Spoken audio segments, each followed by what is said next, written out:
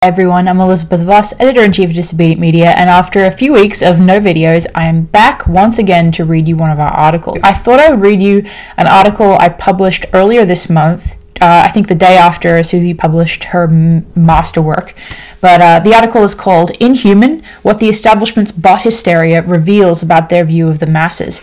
And I thought this was a really kind of fun article to write. I don't know if it's particularly fun to read, but I got a lot of good feedback on this article, so that's why it's the first video I'll make for you all, getting back into the swing of things. So I wrote, the only apparatus that could hope to match the soullessness of the psychopaths that run our planet is manifested in the rise of artificial intelligence, paired with robots, which press reports indicate will replace vast sections of the beleaguered human workforce within decades. It is particularly ironic, then, that the plutocratic class has developed an intense phobia of Twitter bots. In this author's view, their intense abhorrence can be read in Jungian terms as the subconscious projection of the establishment's shadow.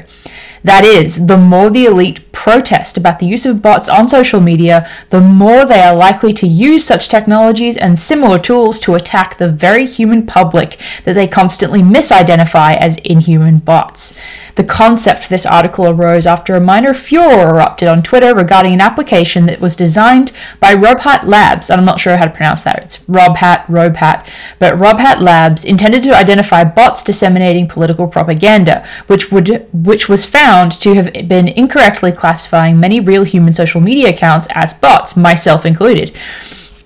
Excellent independent media thinkers have reported extensively on the issue of false attribution of descent to Russian bots, including Adam Carter with his coverage of Hamilton 68, which was published with Disobedient Media. And in the article, I included an image from Robhat Labs that was posted by somebody on Twitter showing that, according to their application, I was a Twitter bot, or my account on Twitter was a Twitter bot. And I thought that was hilarious, but a lot of people were really angry about it, so that was really the starting point for this article. But the establishment's deranged fantasies regarding Twitter trolls culminated recently in Robert Mueller's indictment of members of a Russian clickbait farm. Disobedient Media and other independent media figures were quick to point out that the indictment was an utter joke. And my dog is coming in to say hi, if you can hear the steps in the background. The establishment's hysteria regarding bots on social media unintentionally provides key insight into their view of the masses that they have abused for so long. Calling your opponent a bot dehumanizes them from the start. It strips the subject of the essence of their humanity, their right to free speech and dissent. Going further, applying the label to the majority of real human beings who disagree with the corporate narrative robs the entire public of their right to voice an opinion. This metaphor was borne out literally when the New York City Board of Elections illegally purged over 200,000 Democratic primary voters from the rolls, stripping their voice illegally in real time. As Jimmy Dore noted in a recent segment of The Jimmy Dore Show, though the board has admitted that this illegal purge took place, there will be no hearing in open court to decide on the matter or to let the public hear about what went on in this case. Outright voter fraud, then, has become business as usual in our deepening plutocracy. And I know I'm not the only person that's extremely upset about that. There are a plethora of additional examples of repression of speech in the name of combating bots and fake news.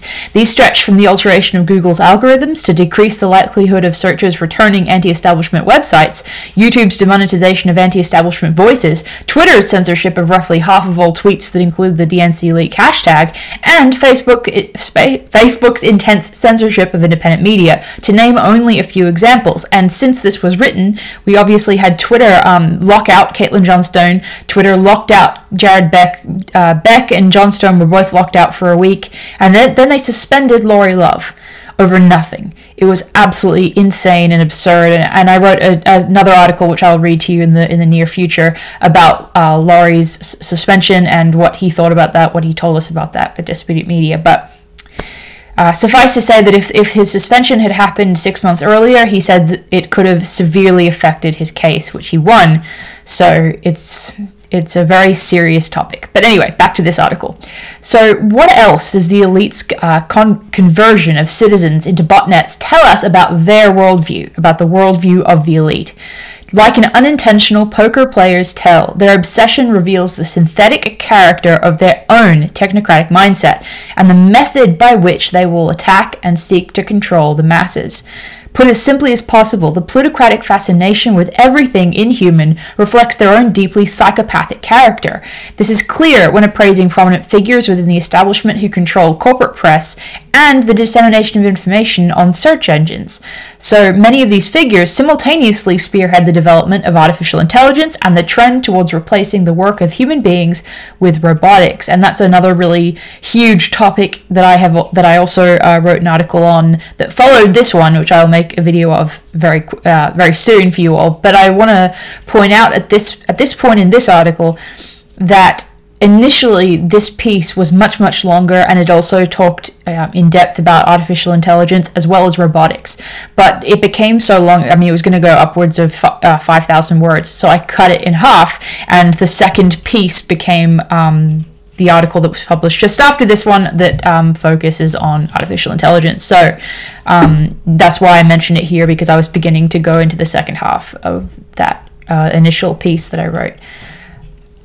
But principal among these mega wealthy titans whose work includes collaboration with the intelligence community and the ownership of entire legacy press outlets is Jeff Bezos. He stands on the pinnacle of an empire, including Amazon's CIA contract, ownership of the Washington Post, and direct participation in the operation of the deep state, sitting on the Pentagon's Defense Innovation Advisory Board, headed by Google and Alphabet's former executive Eric Schmidt, who Disobedient Media has also written at least one article specifically focusing on Schmidt. And then in the article, I embedded a video by Jimmy Dore Show that was fantastic, and it was titled "How Amazon is Screwing America," and you should definitely go watch that if you haven't. As I said, I will link this article below this video, and you'll be able, if you click on the article, you'll be able to see the video. To top it all off, though, as Jimmy Dore recently pointed out, Amazon does not pay taxes. How ludicrous is that? The founder of Amazon is only the richest guy on the entire planet. Why don't they pay taxes? But Dore, in general, has consistently reported on the serious problems surrounding Bezos, including his position on the Pentagon's Defense Innovation Advisory Board. Additionally, Dore has extensively covered the absolutely appalling working conditions of Amazon's employees, and a number of others have talked about this, whether it's Lee Camp or even a writer at Salon took aim at Amazon for their horrific working conditions. So this isn't just a subject that interests independent media, and if you're interested in more articles about this, it's really easy to find with a non-Google quick search. So given all this, it should be no surprise to note that Amazon is on the frontier of creating shopping experiences that require no cashiers. That it has huge implications. What is better for the establishment than a population of used and abused discontents who are forced to somehow survive on slave wages as their taxes are spent policing a global empire of death? An actually inhuman workforce that requires no standard in working conditions, no pay, no sleep, no food, no benefits, no maternity leave, and no soul. I had a couple of people comment in response to this article saying that I took it to a religious place by mentioning no soul, and I'm not religious myself, but I included that phrase specifically to emphasize the lack of humanity that these corporate overlords are treating their workers, and the lack of humanity that is going to replace these workers when they use robotics and artificial intelligence in the future. So, moving on though, CBS described how the first cashierless store, which is Amazon Go, functions by combining computer vision, machine learning algorithms and sensors. The online retail, and using all this, CBS said that the online retail giant can tell what people have purchased and charges their Amazon account. But if somebody puts an item back, they aren't charged. So, in other words, cashierless stores represent the surveillance state's wet dream as much as they are cost-effective for corporate elite. And The Verge also noted this and wrote of the dire implications, saying, quote, Amazon could potentially track you and your phone as you browse the store to track items you buy. By looking at your movements in the store as you shop, Amazon can analyze the items you may have noticed or were potentially interested in buying, i.e. picking something up off a shelf and putting it back down. Combining this with your Amazon.com browsing activities, and the company could gear up to serve even more recommended products wherever you're online. And of course, the Verge didn't mention this, but the fact that Amazon also has a contract with the CIA worth, I believe, $600 million, and which is much more than the entire Washington Post is worth. The fact that that Bezos has this contract means that, it raises questions for me, and I'm sure it does for other people, about the integration of the CIA and their aims with cashierless stores like this, and the massive amount of surveillance needed to to monitor what you're buying. I mean, are you going to tell me that the CIA or NSA wouldn't be interested in that type of surveillance? It's just ridiculous. Anyway, the article continues. Although at this time the store is still stocked by human beings, so even though you have a cashierless store, you have physical, human workers who are stocking the store at this point. But that may not be the case in years to come, with robots already being developed for the task of shelf stocking. And given Jeff Bezos' CIA contract, this movement to remove the last vestiges of underpaid employment and replace it with robots and artificial intelligence-fueled hyper-surveillance should terrify the public. With this dehumanizing context in mind, the corporate press fascination with Twitter botnets is particularly interesting, and the Washington Post enthused over the coming robotics revolution in an article titled, quote, "Yes, the robots will steal our jobs, and that's fine." That's actually what they titled the article. Yes, the robots will steal our jobs, and that's fine. Such sentiments from Bezos' very own paper of note are as unconvincing as they are unsurprising. The Washington Post report has the gall to compare those concerned about the potential outcomes of the rise of robotics with 1800s Luddites breaking looms amidst the Industrial Revolution. This horrifying comparison is unintentionally accurate in the darkest sense, in that Salon directly compared Amazon's workplace practices with the Pennsylvania machine tool industry of the 1890s. And before I get into the quote by Salon, I want to point out that this is Salon we're talking about. This isn't some sort of like Breitbart outlet, asking questions about Amazon's work practices. This is Salon, and Salon compares them to the 1800s, manufacturing overlords. But the fact that you have Jeff Bezos owning the Washington Post, founding and owning Amazon, and the Washington Post then publishes this pro-robotics stealing our jobs article. I believe it was Jimmy Dore who pointed out that at the Washington Post, the writers there are banned from actually questioning or embarrassing Amazon and Bezos and related, what do they call them? I'm losing the word.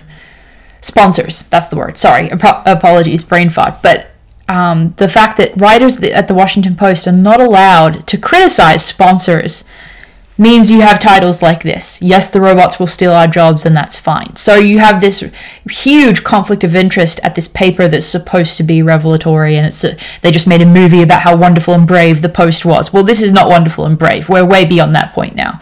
So anyway, so I want to now read to you the description by Salon of conditions in Amazon. And, as we go through, obviously keeping in mind that the Washington Post thinks robotics is just great. But Salon wrote, quote, "Amazon's system of employee monitoring is the most oppressive I've ever come across, and combines the state-of-the-art surveillance technology with the system of a functional foreman introduced by Taylor in the workshops of the Pennsylvania machine tool industry in the 1890s. An investigative journalist, Sarah O'Connor, described how at Amazon's center at Rugeley, England, Amazon tags its employees with personal satellite navigation computers that tell them the route they must travel to shelve consignment of goods, but also sets target times for their warehouse journeys and then measures whether targets are met." So they're measuring how fast these people are walking. They're measuring down to the step where they're going. And machines measured whether the packers were meeting their targets for output per hour, whether the packages were met targets for weight, and so had been packed in the one best way. But alongside these digital controls, there was a team of Taylor's functional foremen, overseers in the full 19th century sense of the term, watching the employees every second to ensure there was no time theft, in the language of Walmart. On the packing lines, there were 6 such foremen. Workers could be reprimanded for speaking to one another or for pausing to catch their breath after an especially tough packing job. And that's the end of the quote from Salon. But I want to add that that's one description, but there are a lot of other really horrific issues with the working conditions at Amazon that are too much to go over in one article, unless it was specifically just an article on those working conditions. But everything from the lack of air conditioning being installed to this measuring. A lot of the articles that I read when researching this point We're talking about the fact that only very, very young people could keep up with these type of demands, these physical demands. So you had older retirees who would maybe get the job and work for a couple of months and then they just couldn't do it anymore. So this is a really horrifying future that we're looking at when this is just the beginning of this type of shift. But moving on, additional reports of Amazon's shameful abuse of its workers abound and would take much more time and space than this entire article can detail in full. Suffice to say that the future of the American workforce appears extremely dire if Amazon is the example of future growth. One should expect zero compassion from Silicon Valley despots who transform their workplaces into miniaturized deep states. And that's what we're looking at here. It's not just that it's tough, it's that they're monitoring them every single step. They're monitoring the speed of their steps. That is like a hyper surveillance situation. I can't imagine that being the workplace of tomorrow. It's just disgusting to me. Disobedient Media previously reported, though, that some media outlets have gone so far as to advocate for Jeff Bezos, of all people, to be considered for the role of CIA director if Trump removes Pompeo from that position. And this was written before Pompeo was removed. Thank God. Jeff Bezos isn't the current nominee for CIA director, and obviously the woman that was picked, was no better, and she was an absolute horrifying, allegedly torturous psychopath. But I don't even know what to say about that. It's just, I don't want to get off on a rabbit hole, different subject, but basically, it's good that it wasn't Bezos. I'm not glad at the choice either way. So, Silicon Valley giant Elon Musk claims that the inevitable job loss caused by robotics will force the implementation of a universal basic income. However, it seems utterly absurd to expect that the same government that refuses to enact universal healthcare would happily go along with this kind of humanitarian solution. And I said to him, and a number of people also said that the UBI or universal basic income is not humanitarian. But my point is that these people are so profit driven that even if there was a humanitarian solution to be found or some way to compensate people for not being able to find a job and, not have a giant economic catastrophe, that I don't believe that it's logical to conclude that they would be willing to actually put that into place if it cuts down from their income and they would be the only ones making profit in this type of scenario. So, based on the horrific way they treat their workers, I don't think there's any indication that when robotics replaces all these people, that they're going to be willing to shell out money for a universal basic income. So robotics are only one aspect of the future envisioned by our deep state-friendly technocrats. As independent journalist Caitlin Johnstone keenly noted, Julian Assange has often spoken out on the dangers of artificial intelligence and its escalating, insidious influence on social media. Her description of the perfect storm of control over social media via artificially disseminated social discourse is already being borne out and includes a significant tweet from Julian Assange. And her article included this tweet, which I then embedded, and I linked to her article, which please, go read that if you'd like. But so Assange tweeted, and I'm going to quote from his tweet, quote, "The future of humanity is the struggle between humans that control machines and machines that control humans. While the internet has brought about a revolution in our ability to educate each other, the consequent democratic explosion has shaken existing establishments to their core. Burgeoning digital superstates such as Google, Facebook, and their Chinese equivalents, who are integrated with the existing order, have moved to re-establish discourse control." And we've seen a whole lot of censorship happening. But this is not simply a corrective action, Assange says. Undetectable mass social influence powered by artificial intelligence is an existential threat to humanity. And remember, this is only him referencing artificial intelligence influencing the discourse on social media. This isn't even referencing the weaponization of artificial intelligence, which I then wrote my next article on. But I'm continuing the quote from Assange. "While still in its infancy, the geometric nature of this trend is clear. The phenomenon differs from traditional attempts to shape culture and politics by operating at a scale, speed, and increasingly at a subtlety that appears highly likely to eclipse human countermeasures." That is some crazy, crazy, mind-blowing stuff that you won't be able to, it's so subtle, it will be so subtle very shortly that you will not be able to, counteract it. You won't be able to identify it, you won't be able to work against it. extremely terrifying. And Caitlin Johnstone definitely summarized this problem saying, quote, "Imagine going back to a world like the Middle Ages, where you only knew the things your king wanted you to know, except that you could still watch cute videos and kitten videos on YouTube. That appears to be where we may be headed, and if that happens, the possibility of a populist movement arising to hold power to account may be effectively locked out from the realm of possibility forever." And that is the end of my little snippet from Caitlin Johnston's wonderful article. You should definitely go read that in full. But moving on, likewise, in response to Rob Hat Lab's incorrect designation of this author and others as political propaganda bots, Adam Carter astutely observed, quote, "Machine learning is great unless you're just teaching the model through your own biases, in which case it becomes a false legitimization of those biases and can then be used to automate the process of branding people according to, again, such biases. Then it gets messy." And then that's the end of the quote from Adam Carter. And then I continued, "We are fast approaching a looming botpocalypse, an event horizon from which there is no return, and which entire sectors of humanity and human employment become obsolete, making the effects of the loss of manufacturing jobs seem like child's play. We will see a concurrent technological zero point in which artificial intelligence and deep state surveillance become so pervasive that, as Assange has warned, it will be impossible to perceive or delineate within our daily experience. This convergence of robotics and artificial intelligence will have nothing to do with Russians, but everything to do with American technocrats and their military-industrial cousins, who are all too eager to reclaim control of the societal narrative and convert humanity into nothing more than literal and metaphorical machines." And that is the end of the article. I've babbled enough all the way through it that I don't think I need to go off on a rant too much, after having read it to you.